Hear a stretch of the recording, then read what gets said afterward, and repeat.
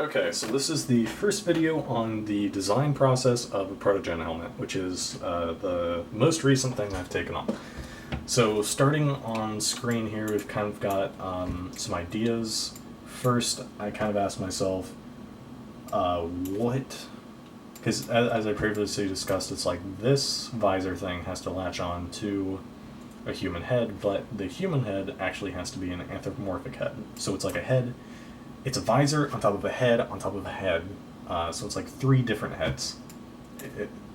Yeah, so kind of confusing, just from the design aspect. But things come into question like vision and fins versus ears and where things should be, and if you have these big circle things that seem to be in a lot of designs, should they line up with the ear? Should they be lower? How should the helmet sit? How much clearance should you have in front? And all of those things. So I've just kind of been playing around with that design. I don't like this. This is, I don't know what this looks like. Kind of like, it just looks like a really fat airplane. I don't know. It's too short. They should be extended a lot more. I kind of played with the idea of having square versus rounded, and how those might look. This is more akin to the Protogen and, Protogen kind of visor designs, but moving from that, just kind of developing that in 2D first before moving on to 3D, and then doing a little bit of 3D, getting my bearings and whatnot. I'm not super good at modeling, but I know how to use Rhino and other like Adobe Suite softwares and whatnot, which is mostly 2D.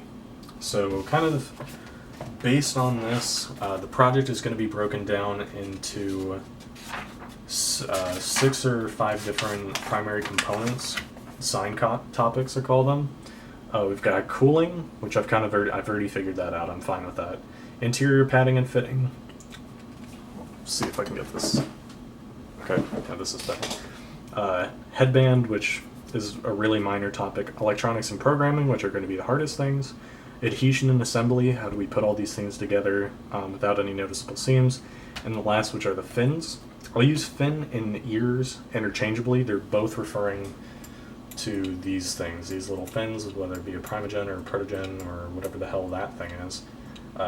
Those are what we call the fins because the anthropomorphic ears are actually there. So if I'm actually talking about ears, I'm going to be talking about the fur and that whole thing, and that is essentially an afterthought in this entire thing. So I guess the first thing we're going to break this down simple as possible. Protogen head components. You have the visor band, which is the datum. That's everything that everything connects to. That's the 3D printed part. Visor is made out of PETG or polycarbonate. The ears, which are actually the fins, and I want them to be detachable for a plethora of reasons, but we'll talk about that later. The head for itself, which encompasses the anthropomorphic ears and everything else, and the headband on the rear to secure that. This kind of talks about how it's going to be held to the human head. And we already discussed the materials there. So some kind of ideas I've had, I was like, well, how do we fit this and break it down into the different assemblies to make this, at least in its most basic form, to try to wrap your head around it, my head around it, what are the components, and other things like weight distribution and how you're actually going to wear it. So you have the visor part, and then you have this datum, which encompasses a lot. The fins are separate. We'll call them Assembly B2 for the fins and Assembly B1 for the main datum. And then Assembly A is the visor. This allows for a standard base that you can interchange for customizability or customability or whatever you say that word, for either commissions or other people, or if you want to make a different character or whatever, you can change the fins, because this will stay the same unless you change the visor. And which in that case, you could probably have a Protogen and a Protogen visor and a standard base. And then everything from there can be modular, as it should be. Because it just streamlines everything. You can produce a lot faster that way. And it's a lot easier to design and replicate. So then I was kind of like, well, how do we break this up? What are the two components? What do they really look like to start the 3D modeling? As you can tell, I can't draw. That's why I'm not an artist. That's why I build shit. Because I'm at least a little bit better at that. And then I started like, well, okay, what matrices am I working with where things are positioned. It's kind of very preliminary analysis of the Protogen helmet and the human anatomy, and how do we mediate between those two things, and what should we do with that, which is where the designing comes in. Design through innovation through design comes through this process, which is why I don't want to copy someone else's work or already follow the same ideas, because then we're limiting ourselves and the entire project to something that's already been done.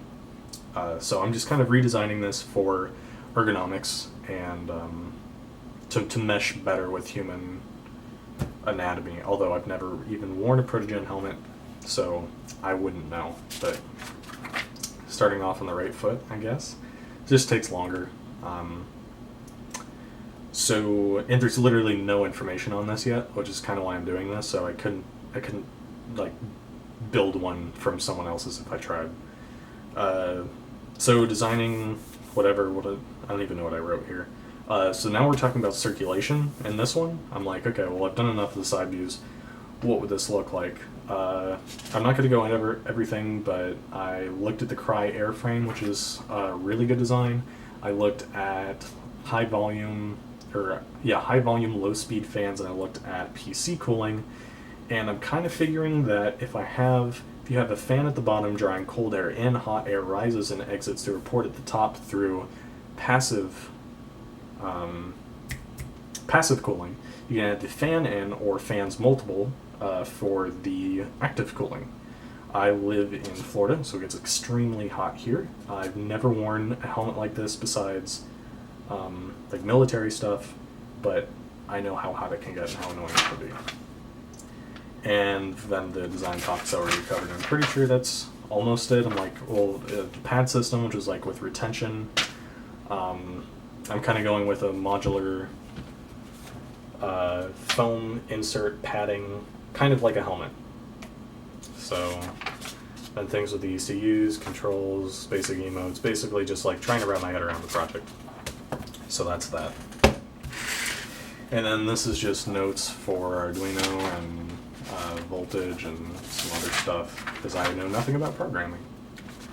So getting started into that. Yeah.